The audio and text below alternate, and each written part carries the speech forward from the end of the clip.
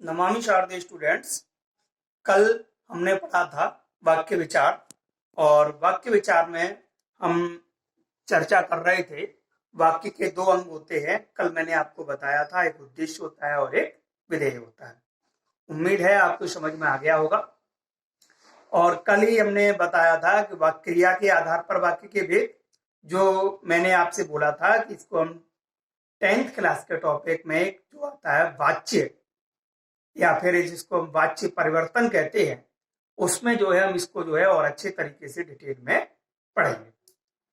आज हम जो है 9th क्लास में जो टॉपिक चलता है, जिसका जिसका अर्थ के आधार पर वाक्य के भेद, उसको हम जो है क्लियर करने जा रहे हैं। ध्यान दीजिए, अर्थ के आधार पर वाक्य के भेद।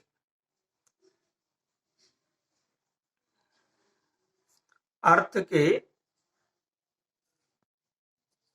आधार पर वाक्य के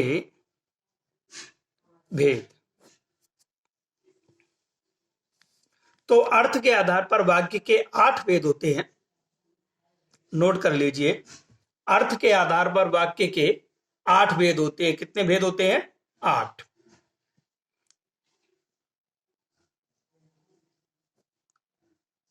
अर्थ के आधार पर वाक्य के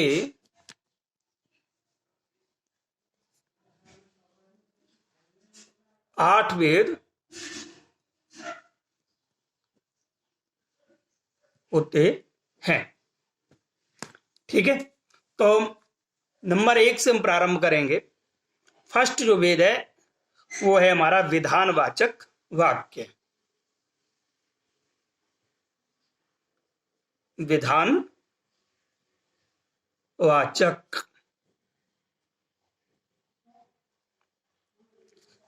जिस वाक्य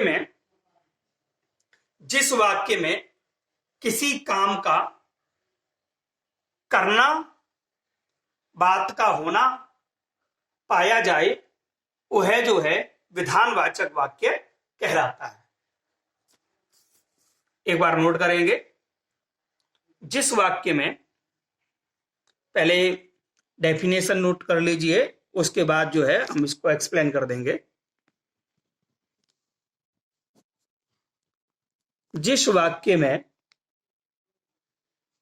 किसी काम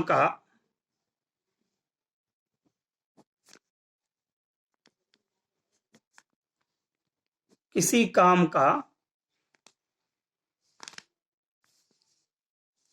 या बात का, ध्यान दीजिए, जिस वाक्य में किसी काम का या बात का क्या पाया जाए? होना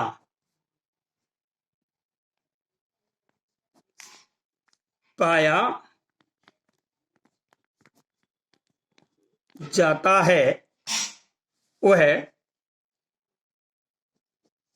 विधानवाचक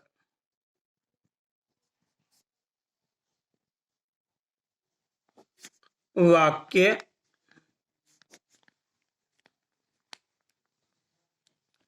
कहलाता है। यानी जिस वाक्य में किसी बात का होना या किसी काम का होना पाया जाए, तो उसे हम विधानवाचक वाक्य कहते हैं। यानी जिसमें कोई कार्य हो रहा हो, या जिसमें जो भी बात हम कह रहे हैं, एक तरीके से हम कह सकते हैं जो हमारे सकारात्मक वाक्य होते हैं, जिस वहां पे जो है इस तरीके के वाक्यों का प्रयोग होता है। साधारण वाक्य होते हैं,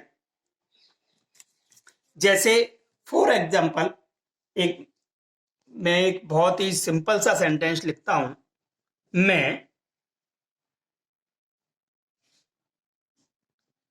खाना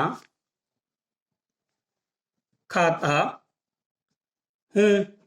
तो यहां पर मैं तो क्या है? हमारा कर्ता। यानी कि क्या है ये? उद्देश्य। कल मैंने आपको बताया था, तो मैं क्या हो जाएगा? उद्देश्य। ये क्या है? क्रिया यानी कि विधेय। तो मैं खाना खाता हूं। क्या खाता हूं? खाना खाता हूं। यानी क्या हो रहा है? क्या हो रहा है? काम का होना। क्या हो रहा है? काम का होना पाया जा रहा है। इस वाक्य में अगर आप देख लीजिए तो कार्य क्या हो रहा है? खाना खाने का कार्य हो रहा है। तो इसलिए ये वाक्य जो है कौन सा हो जाएगा? आपके विधान वाचक। ठीक है। एक और एग्जाम्पल देख लीजिए। शगुन मेरी सहेली है। अब ये क्या है? सहेली। यानी कि वो क्या बता रही है? बात बता रही है कि क्या है? सहेली है। तो ये क्या है कि कोई कथन है, कोई एक लड़की है जो ये बता रही है किसको? किसी दूसरी लड़की को। किसके बारे में बता रही है? शगुन के बारे में बता रही है कि शगुन उसकी सहेली है। तो ये क्या है? ये बात है। यानी कि सपोज दैट, मान लीजिए कि कोई एक लड़की है, उसका नाम मान लेते हैं हम कि चलो ये सीता है।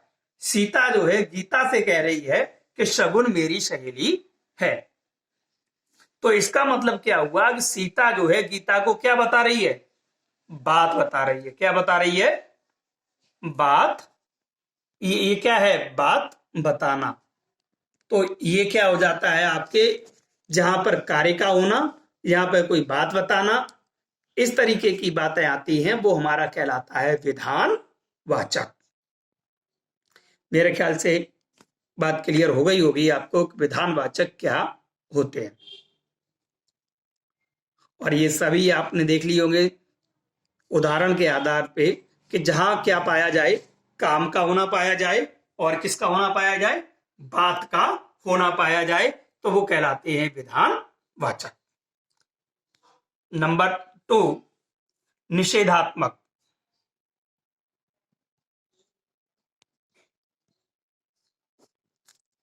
निषेधात्मक वाक्य। नंबर 2, निषेधात्मक वाक्य, यानी इंग्लिश में हम कह सकते हैं नेगेटिव सेंटेंस। आप जानते ही हैं जिस वाक्य में क्या हो? निषेध हो। क्या हो? निषेध हो। तो वो लिख लीजिए पहले परिभाषा। जिस वाक्य में किसी बात का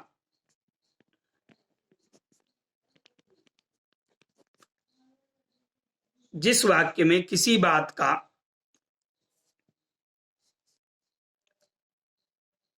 निषेध किया गया हो,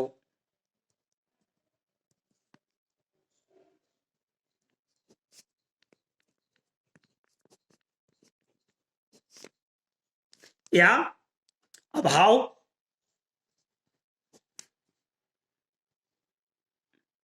निषेध है, अभाव है, मना करना है, नहीं करना है, तो वो कहलाते हैं आपके निषेधात्मक वाक्य। और अधिकांशतः ऐसे वाक्यों में नहीं का प्रयोग होता है। नहीं है, एक मत है, जैसे कोई आपको मना करता है, मना भी है एक शब्द। इन शब्दों का प्रयोग जो है वो आपके नकारात्मक वाक्यों में किया जाता है। यानी किसी कार्य का न होना। ऊपर हमने जो पढ़ा था कि किसी कार्य का होना, और यहां है किसी कार्य का न होना। निषेध का मतलब हो गया किसी कार्य का न होना। यानी किसी भी, जैसे यहां ऊपर वाले वाक्य में अगर हम देख लेंगे तो यहां मैंने लिखा था मैं खाना खाता हूं, तो यहां हो जाएगा मैं खाना नहीं खाता हूं। यानी कि मना किया गया है। शगुन मेरी सहेली है, और ये वाक्य हो जाता आपकी शगुन मेरी सहेली नहीं है। यानी ये निषेधात्मक वाक्य कहलाता है जहां पर इस तरीके की बात की जाती है। जैसे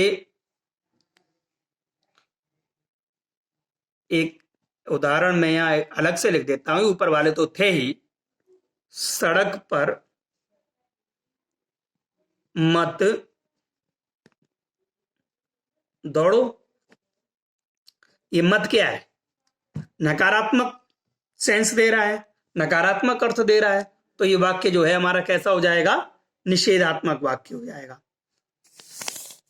सिंपल से टॉपिक है ये। बच्चों आपने जो है ये छोटी क्लासों में, लास्ट ईयर 8th क्लास में तो थे ही, लेकिन उससे भी पहले आपने कहीं ना कहीं ये सारे वाक्य जो है और भी छोटी कक्षाओं में आपको ये पढ़ाए गए होंगे।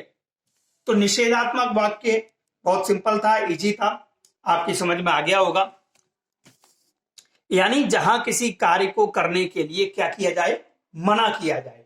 जहां पर किसी कार्य को करने के लिए मना किया जाता है, नकारात्मक भाव होता है, निषेधात्मक भाव होता है, मत का प्रयोग होता है, नहीं का प्रयोग होता है, मना किया जाता है, ऐसी जगह पर जो है हम निषेधात्मक वाक्य का प्रयोग करते हैं, या निषेधात्मक वाक्य जो है ऐसे वाक्यों को कहते हैं। ठीक है? जैसे मैं खाना खाता हूं, मैं खाना नहीं खाता हूं। राम जाता है, राम नहीं जाता है। अंग्रेजी में इन्हीं को हम कहते हैं निगेटिव सेंटेंस। ठीक है? Yes. Now come to the point number 3, वाक्य के भेद में। और तीसरा वाक्य का भेद आता है आपके प्रश्नवाचक, जिसको हम इंग्लिश में कहते हैं इंटेरोगेटिव। और ये इसका एक चिन्ह होता है। इसकी सबसे बड़ी विशेषता यही होती है कि ये प्रश्नवाचक चिन्ह जो है ज्यादातर जो है वाक्य के अंत में लगा होता है। ज्यादातर इसलिए बोल रहा हूं कि कुछ वाक्य प्रश्नवाचक ऐसे भी होते हैं जहां प्रश्नवाचक चिन्ह का प्रयोग नहीं होता है, लेकिन फिर भी वो प्रश्नवाचक होते हैं। तो इसकी परिभाषा हो जाएगी, प्रश्न का बोध कराने वाला वाक्य प्रश्नवाचक कहलाता है। प्रश्न का बोध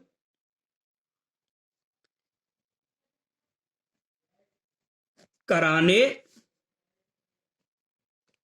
वाला वाक्य प्रश्नवाचक वाक्य कहलाता है।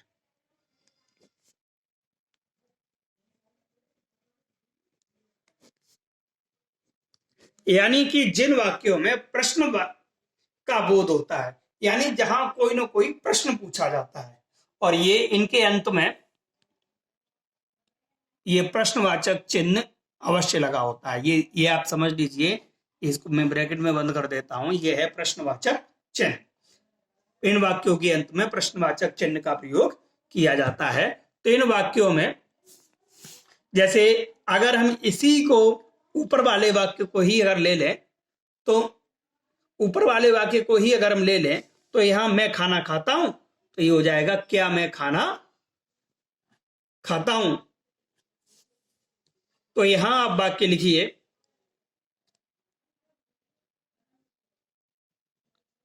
क्या तुम खेल रहे हो?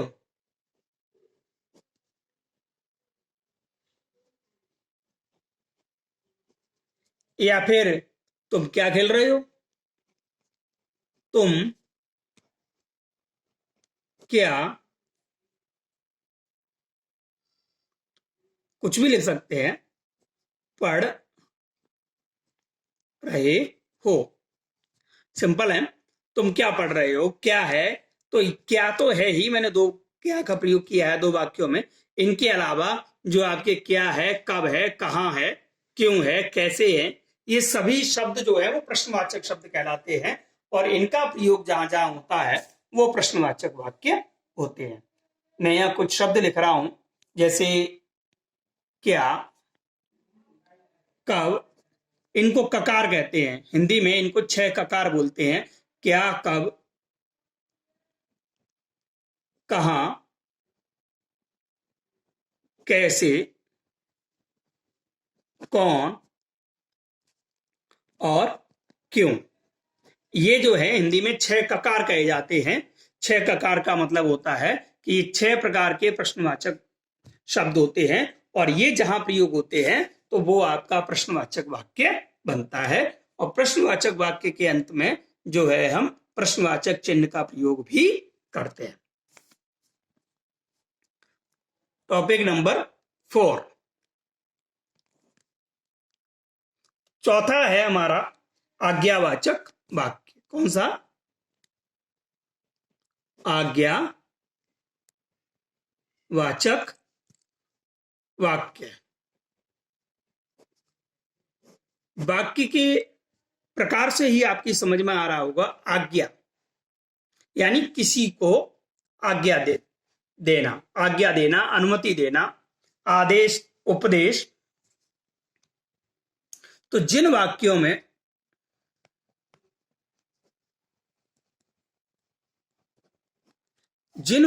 में आज्ञा, अनुमति, उपदेश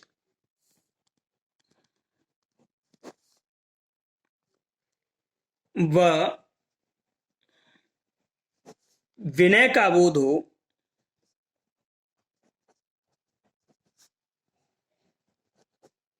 वो है आज्ञार्थक वाक्य, आज्ञा सूचक या आज्ञावाचक। वो है आज्ञावाचक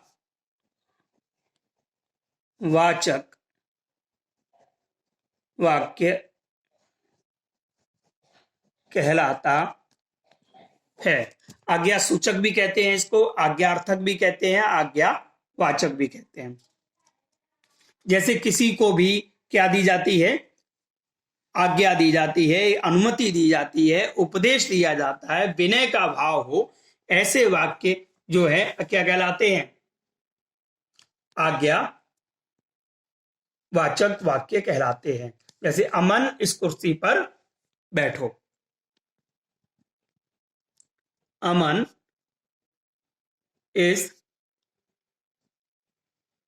कुर्सी पर बैठो। तो यहां पे आपको देख रहा होगा, यहां कर्ता क्या है? अमन, यानी उद्देश्य हमारा अमन है। ये पर बैठो, ये विधेय हो जाएगा। किस पे बैठना है? कुर्सी पे बैठना है। तो क्या यानी कि अमन को ये आज्ञा दी जाती है कि वो कुर्सी पर बैठे। अमन को ये आदेश दिया जा रहा है कि वो किस पे बैठे? कुर्सी पे बैठे। तुम अपना काम, एक और एग्जाम्पल, तुम अपना काम समय पर करो। तो यहां भी क्या है? यहां भी जो है किसी बच्चे को या किसी स्टूडेंट को या किसी अन्य व्यक्ति को ये कहा जा रहा है कि वो अपना काम समय पर करे, यानी उसे अपना कार्य समय पे करने की क्या दिया जा रहा है? आज्ञा दी जा रही है। आज्ञा है, उपदेश है, विनय है। इस प्रकार के वाक्य जो हैं वो कहलाते हैं आज्ञावाचक वाक्य। तो आज हमने अर्थ के आधार पर वाक्य के मैंने आपको बताए थे कि कितने भेद होते हैं? 8 भेद होते हैं। उन 8 भेदों में से 4 आज हमने क्लियर किए हैं। साथ ही इससे पहले जो हमने बताया था आपको, वाक्य के अंग, उद्देश्य और विधेय और क्रिया के आधार पर वाक्य, बाकी का जो इसके जो 4 भेद रह गए हैं वो हम नेक्स्ट क्लास में क्लियर करेंगे। और उसके साथ ही उसके बाद फिर हम जो अगला जो टॉपिक होगा हमारा, रचना के आधार पर वाक्य, जो आपके 10th क्लास का महत्वपूर्ण टॉपिक भी है, उसका भी डिस्कस हम करेंगे। धन्यवाद।